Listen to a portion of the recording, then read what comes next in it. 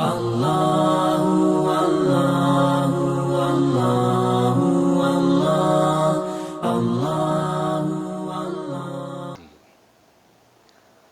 Baiklah, pada malam yang berbahagia ini, sebagaimana yang sudah dibacakan tadi, bahwasanya kajian kita di surah Al-Maidah kita awali dengan ayat yang ke-38. A'udzu billahi minasyaitonir rajim. Bismillahirrahmanirrahim.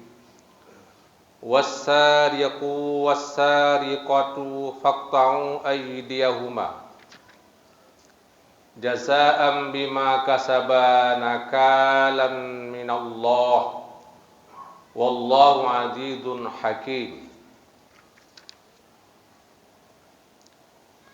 Was-sariqu, orang laki yang mencuri.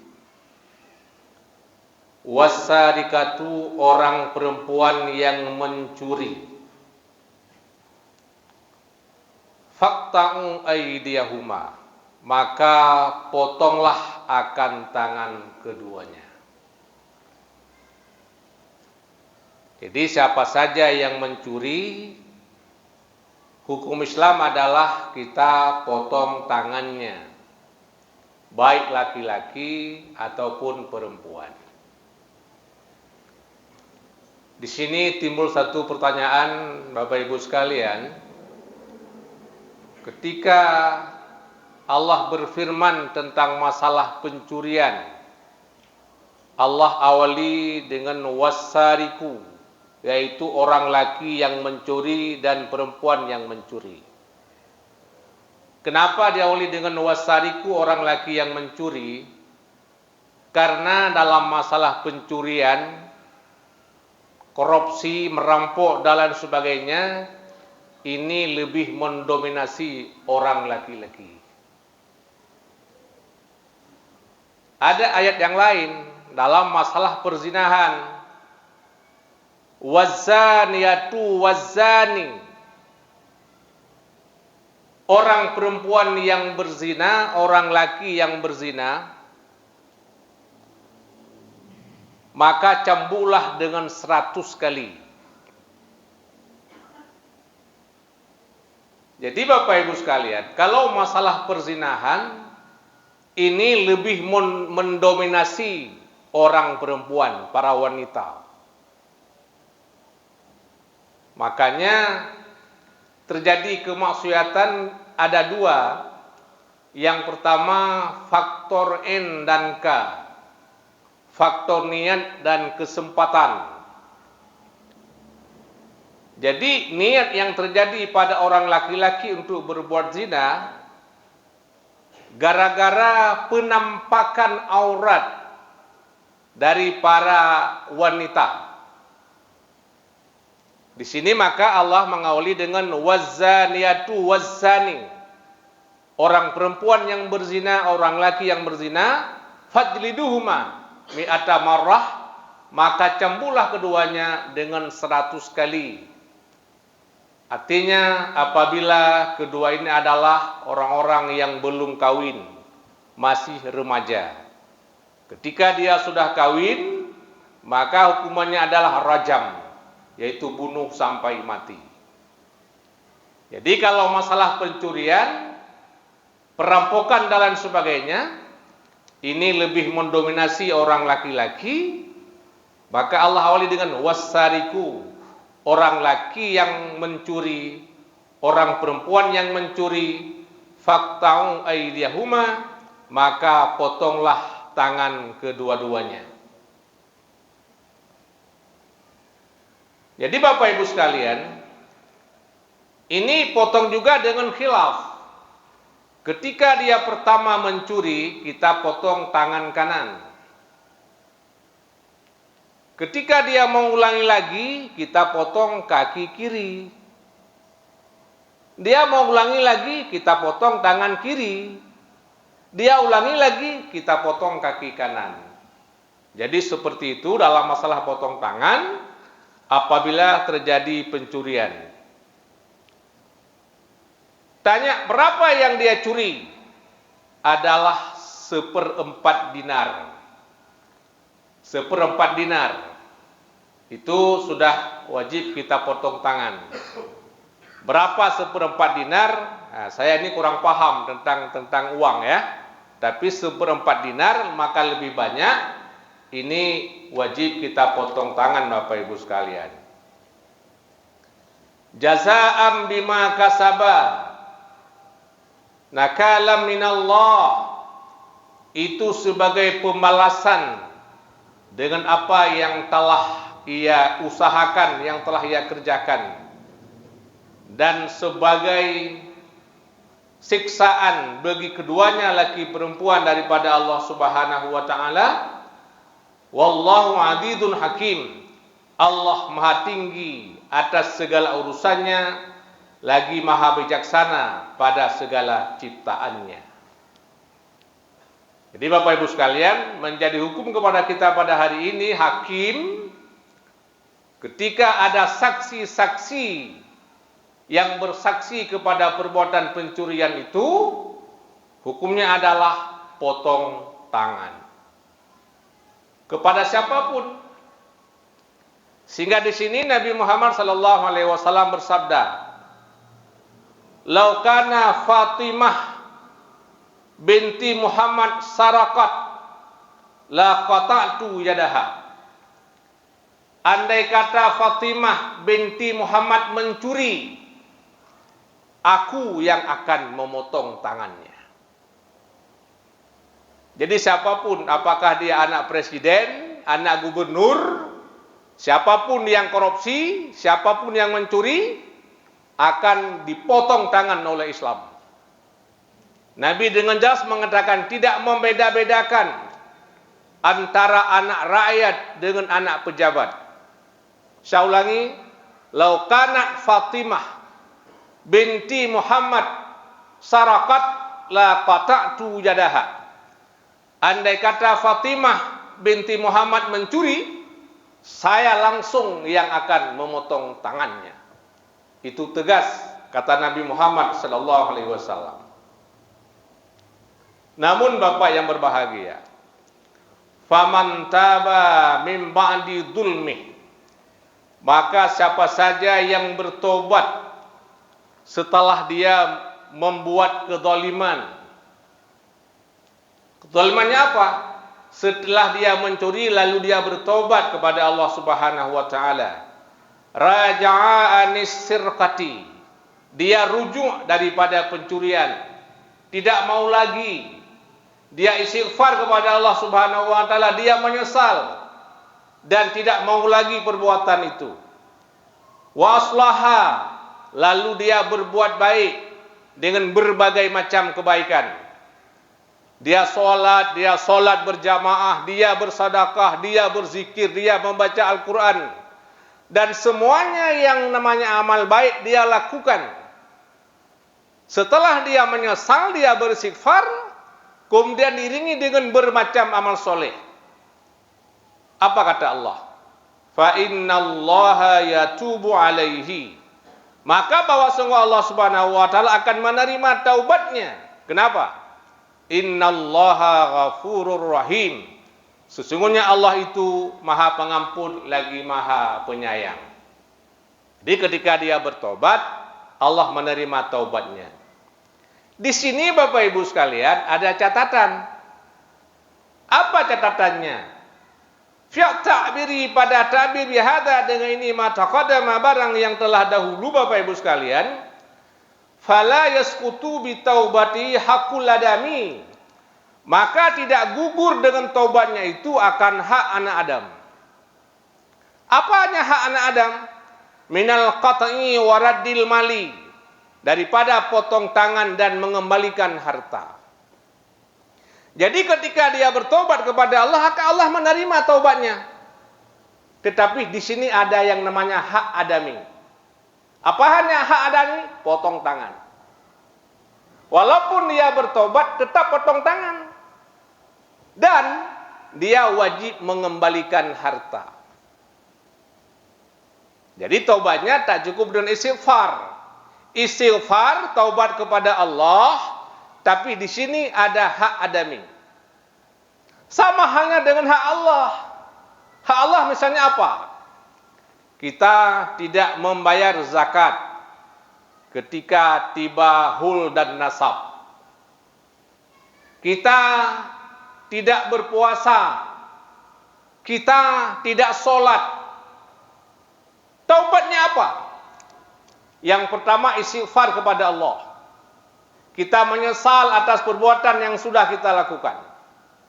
Kita prinsip tidak akan mengulangi lagi itu. Dan yang telah kita tinggalkan, kita bayar semuanya. Sholat misalnya, kita qadha semuanya. Zakat misalnya, kita rapel semuanya. Kita sudah 10 tahun jadi orang kaya, jadi pedagang, jadi petani yang sukses. Tiba nisab zakat, tapi tidak kita bayar. Sekarang bayar semuanya, kita rapel. Itu hak Allah. Ada nazar dan sebagainya, bayar semuanya. Jadi tak cukup taubat dengan tanpa membayar hak Allah Subhanahu wa taala. Begitu pula Bapak Ibu dengan hak manusia. Kita curi hartanya, bayar. Namun taubat kita Allah akan mengampuninya, tapi hak manusia tetap wajib kita bayar kembali. Yaitu apa? Potong tangan dan mengembalikan harta. Namun Bapak Ibu sekalian, innahu wa in afa anhu qabla ar-raf'i ilal imami saqatal qat'u. Walau demikian, in afa, jikanya orang yang korban memaafkan daripada orang yang mencuri itu sebelum sampai kepada imam, kepada hakim, niscaya gugurlah potong tangan. Itu pendapat Imam Syafi'i. Jadi orang yang korban yang telah kita curikan hartanya, dia mengatakan, saya maafkan Anda. Sekarang hartaku kamu kembalikan semuanya, kemudian saya maafkan Anda semuanya. Setelah dia memaafkan dia, dan belum sampai kepada hakim, tangannya gugur, tidak potong. Tapi kalau sudah sampai masalahnya ke hakim, tidak bisa lagi. Walaupun kita maaf, tetap tangannya potong. Bapak Ibu jamaah yang dimuliakan Allah Subhanahu wa taala. Alam ta'lam. Adakah kamu tidak mengetahui, ya? Annallaha lahu mulkus samawati wal ardh. Bahwa semua Allah baginya itu milik segala langit. Allah raja segala langit, maknanya 7 lapis petala langit. Wal ardi, dan raja di bumi. Ketika Allah memiliki langit dan bumi Bapak Ibu, yu'adzibu man yasha wa yaghfiru liman yasha. Allah akan mengazabkan siapa yang Ia kehendaki, dan Allah ampunkan bagi siapa yang Dia kehendaki. Allah bisa mengazabkan siapa? Allah bisa mengampunkan siapa? Wallahu ala kulli syai'in qadir. Karena Allah atas tiap-tiap sesuatu itu maha kuasa. Kuasanya apa? Kuasa mengazabkan dan kuasa mengampunkan. Jadi maka saya sering mengatakan, tidak ada dosa yang tidak diampuni Allah Subhanahu wa taala kecuali hanya dosa syirik. Ya. Kecuali lagi apa? Kecuali nyawa sudah sampai ke gargara, sampai ke kerongkongan. Kecuali apa lagi? Kecuali matahari sudah terbit di barat. Ya, ini juga ada catatan Bapak Ibu sekalian. Matahari terbit di barat, Bapak, bukan tiap hari, hanya 1 hari, Pak. Hanya 1 hari.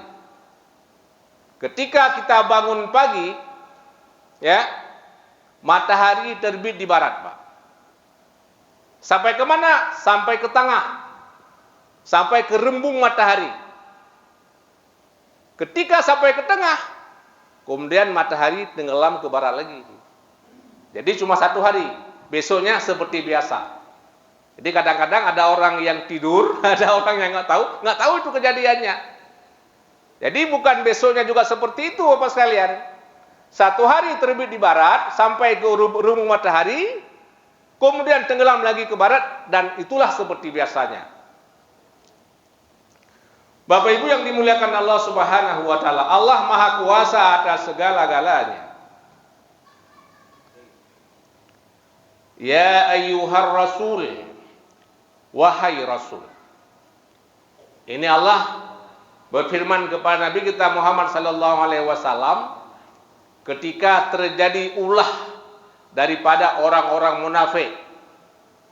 Bagaimana ulah kerjanya orang munafik pada waktu itu Bapak sekalian?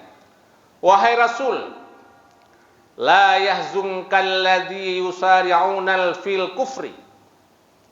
Kamu jangan merasa sedih oleh ulah orang-orang kafir, orang-orang munafik, di mana mereka berlomba-lomba kepada kekafiran. Bisuratin dengan cepat. Minal ladzina qalu, siapa yang berlomba-lomba kepada kekafiran? Daripada orang-orang yang berkata. Apa kata orang ini Bapak Ibu sekalian? Amanna bi afwahihim. Kami beriman dengan mulut. Kami beriman bi afwahihim dengan mulut mereka. Mereka mengatakan, berkata di hadapan Nabi sallallahu alaihi wasallam, amanna, kami beriman. Ya. Artinya bi'al sinatihim, dengan lisan mereka. Walam tu'min qulubuhum, sementara mereka tidak beriman hati mereka. Jadi mulut mereka mengatakan amanna, sementara hati mereka tidak beriman. Wahumul munafiqun, mereka itu adalah orang-orang munafik. Jadi orang munafik yang berlomba-lomba kepada kekafiran itu, la yahzunka, kata Allah, kamu Muhammad jangan merasa gundah. Jadi kalian, kamu Muhammad, tenang-tenang saja menghadapi mereka, jangan merasa gundah yang seperti itu. Siapa lagi? Wa minal ladzina hadu, dan daripada orang-orang Yahudi, yaitu kaum-kaum Yahudi. Bagaimana prinsip mereka? Sama'una lil kadiba, mereka suka mendengar berita-berita bohong. Ya, ketika ada pendeta-pendeta yang menyampaikan berita bohong, orang Yahudi itu sangat suka untuk mendengarnya. Ya, sama'una li qaumin akharin, di mana mendengarkan berita itu bagi orang lain. Lam ya'tuka, di mana mereka tidak pernah datang kepadamu. Siapa mereka itu Bapak Ibu sekalian? Wahum ahlu Khaybar, yaitu ahli Khaybar. Kenapa demikian? Zana fihim, terjadi perzinahan di kalangan mereka. Muhsinani, yaitu dua orang yang sudah kawin. Jadi di kalangan mereka ahli Khaybar itu ada terlibat perzinahan, di mana yang berzina itu adalah seorang laki-laki dan perempuan, muhsan, yaitu orang-orang yang tidak remaja lagi, yang tidak lajang lagi, sementara mereka sudah kawin Bapak Ibu sekalian. Fakarihu rajmuhuma, di mana mereka sangat benci kepada hukum rajam.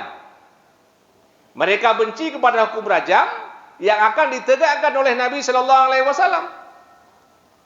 Faba'asu Quraidah, ya, maka mereka bangkit akan Quraidah, ya, lias'alu, untuk bertanya kepada Nabi sallallahu alaihi wasallam daripada hukum keduanya.